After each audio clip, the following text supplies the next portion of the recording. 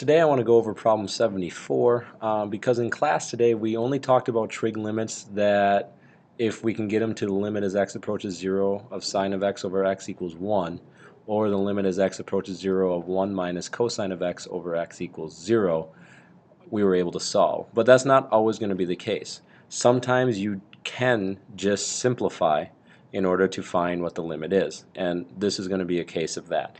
Okay, number 74 in your homework says the limit as x approaches pi over 4 of 1 minus tangent of x all over sine of x minus cosine of x. We want to find that limit. Okay, first thing you are going to do is, like always, we're going to direct substitute pi over 4. So 1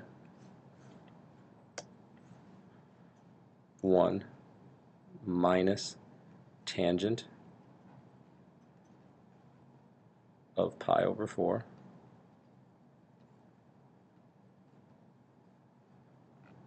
all over sine of pi over 4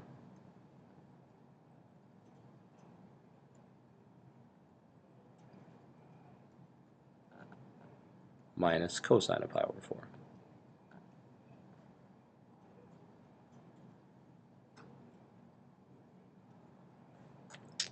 When you simplify that, tangent of pi over 4 is 1, so it's 1 minus 1 all over the sine of pi over 4, if you look at your unit circle, is root 2 over 2, so root 2 over 2, and the cosine of pi over 4 is root 2 over 2.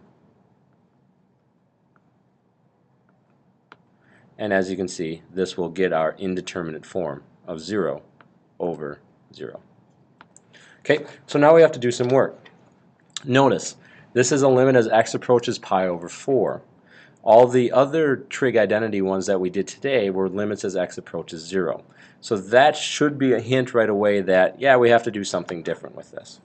So the first thing that I'm going to do is start simplifying by knowing some of the identities that I have, right? Tangent is sine over cosine. So this will become the limit as x approaches pi over 4 of 1 minus sine of x over cosine of x all over sine of x minus cosine of x. Okay? Now we simplify. We need a common denominator on the top, which is going to be cosine. So if I multiply 1 by cosine of x over cosine of x, I get cosine of x over cosine of x minus sine of x over cosine of x all over sine of x minus cosine of x. When we simplify this further, when we combine the two fractions on top, you're going to end up with cosine of x minus sine of x all over cosine of x, and that is going to be over sine of x minus cosine of x. Oops, cosine of x. Okay?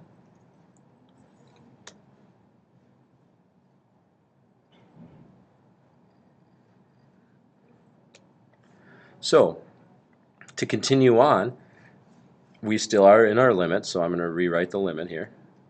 I know it gets monotonous to rewrite the limit every time, so I just like to rewrite it every line that I use. Okay, and if I am dividing by the sine of x minus the cosine of x, it's the same as multiplying by the reciprocal. So this would equal cosine of x minus sine of x over cosine of x times 1 over the sine of x minus the cosine of x. When you do that, you can see that the top and bottom kind of cancel each other out. All right? I say kind of because,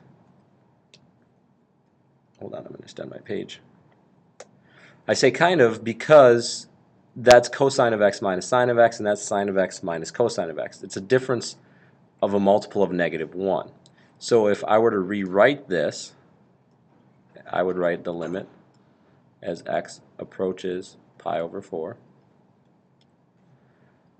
I'm going to keep this as the cosine of x minus the sine of x all over the cosine of x.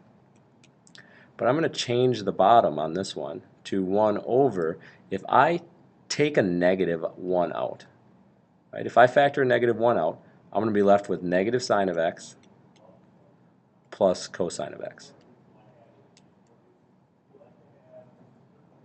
Okay? And now if you see, oops, let me finish that parenthesis. If you see this, negative sine of x plus cosine of x is the same as cosine of x minus sine of x. They cancel out. And so I'm left with the limit as x approaches pi over 4 of 1 over cosine of x times -1, or negative cosine of x on the bottom. Right? That is the same as, that is the same as the negative secant of x. So this limit as x approaches pi over 4 is going to, it's the limit of that of negative secant of x. Now we're ready to direct substitute. Okay, if I plug in pi over 4 into the secant of x, negative secant of x, that is going to give me, the secant of pi over 4 is root 2, just looking at the unit circle, reciprocal of cosine, and the negative. So my solution is negative square root of 2.